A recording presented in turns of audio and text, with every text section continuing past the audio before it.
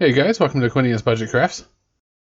So it's challenge time again. This one is actually a double challenge. It's a monochrome, doesn't necessarily have to be black and white, but that's what I'm doing. And use coffee or tea leaves, or both. So I'm going to use both.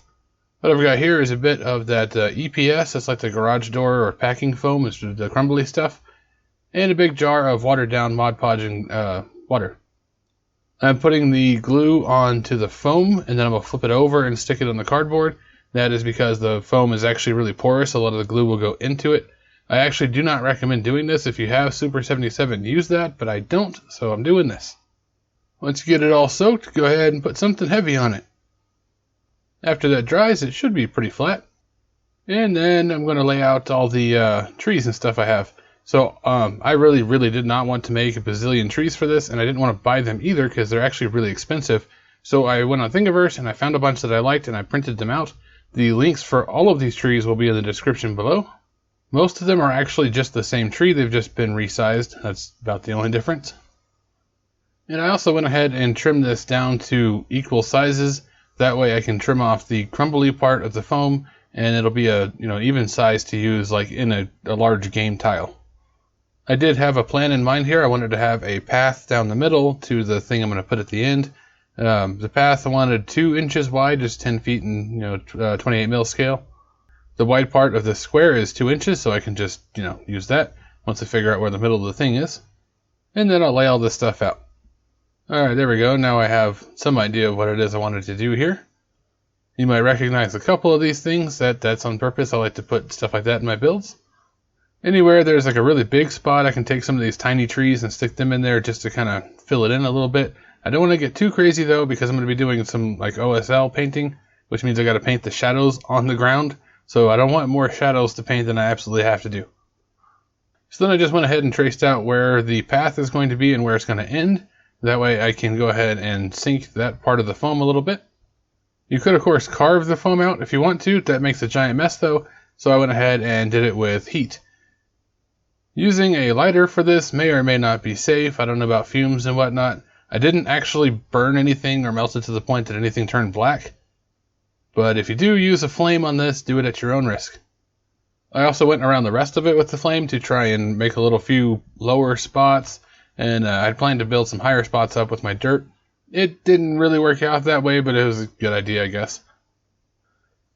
Once you're all done messing with your foam, you can go ahead and then just paint the whole thing in black paint and Mod Podge. You need to try and hide all of the white foam. It is very porous, so you're going to have to use a bunch to get into the little holes and stuff.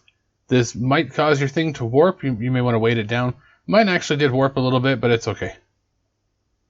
And while the glue is still wet, I'm going to go ahead and cover the whole thing in some sand. I'm not actually covering everything like evenly. I'm just like putting it down, and then I'll go to another thing and put that down. You'll see.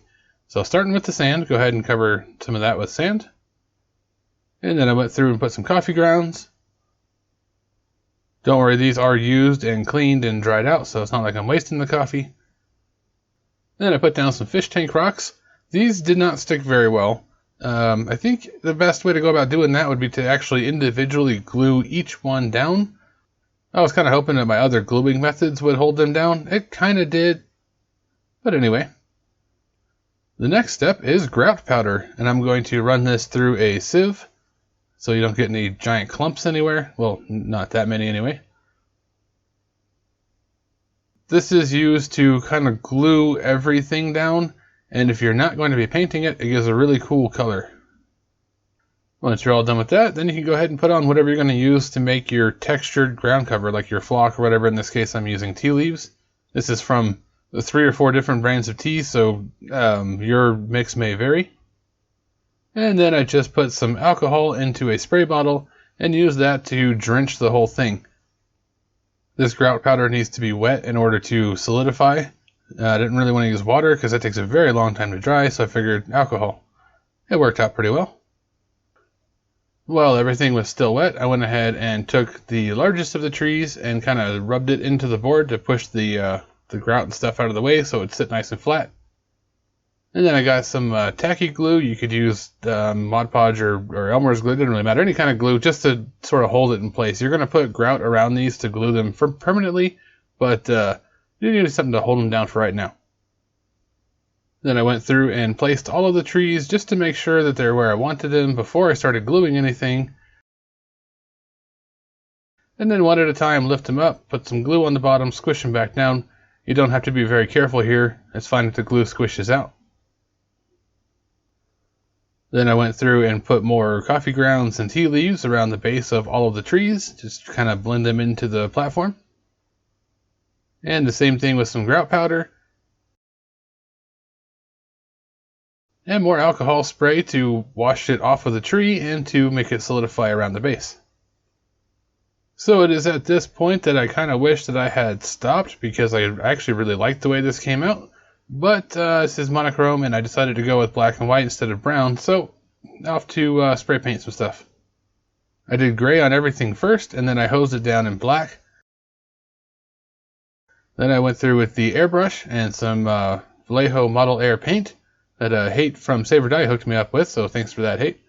Went through and sprayed that everywhere to make sure that there wasn't any more gray showing anywhere. And then I tried to spray it with some white spray paint, hoping that the trees would make their own shadows, but that didn't really work because the wind caught the paint and just sort of hosed the whole thing down, but it'll be fine. So in order to figure out where the shadows go and where the light's going to come from, I'm going to use a flashlight because it's a much harsher light source than any of the lights I have around. And then I'll take the white airbrush paint and spray straight lines across it, equally spaced, so that they're all the same direction. I'm using a flashlight for the light source, but the moon is a giant light source, so all of the light beams need to be coming from the same giant place. You might think that the moon would be more of a pinpoint light source because it's smaller than, say, the sun, but actually in our sky it's the exact same size as the sun, so it's still the same exact type of light source. It's just on the dim side and it's white instead of, orange yellow. There's a video I'll link below. This guy explains the whole thing about how lights and shadows work. He built an artificial sun. It's great. But once I've gotten the white on there, then I will go through with the flashlight again, and this time I've got some black paint on a paintbrush, and I'm just sort of tracing out kind of where the shadows are. I know I'm moving my light source around and I'm trying to keep everything straight. I'm just adjusting it until I get something that looks right for the whole build. As long as it's the same angle, that'll be fine.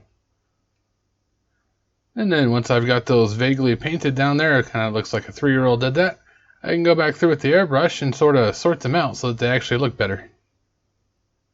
Shadows cast by sunlight tend to be very crisp and sharp, and shadows cast by moonlight tend to have fuzzy edges. So I just went through and fuzzied the edge, basically. Sprayed it down kind of light. It doesn't look like it is, but it really is light.